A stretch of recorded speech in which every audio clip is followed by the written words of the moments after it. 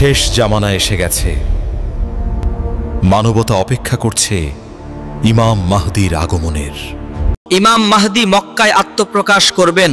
কাবার পাশে তার কাছে বাইয়াত গ্রহণ করবে কিছু ঈমানদার। বিশ্বে ছড়িয়ে পড়বে ফিতনা। তখন আবির্ভূত হবে দাজ্জাল পত্নী, এক চোখা, কপালে লেখা কাফের। সে বৃষ্টি বন্ধ করবে, মৃত জমি সচল করবে, মানুষকে বিভ্রান্ত করবে তার জাল মুজিজা দিয়ে। ইমাম মাহদী ঈমানদারদের নিয়ে প্রস্তুতি নেবেন ফিতনার বিরুদ্ধে যুদ্ধের জন্য। সদ্য ফজরের সময় দামেস্কের সাদা মিনারের কাছে অবতরণ করবেন হযরত ঈসা আলাইহিস সালাম। হযরত ঈসা আলাইহিস সালাম ইমাম মাহদীর পিছনে নামাজ পড়বেন ওয়াল। ঐক্যবদ্ধ হবে দুই মহামানব। হযরত ঈসা আলাইহিস সালাম দাজ্জালকে লুদ্ধের গেটের কাছে হত্যা করবেন বনে ঠেনবান। শেষ হবে ফিতনার রাজত্ব।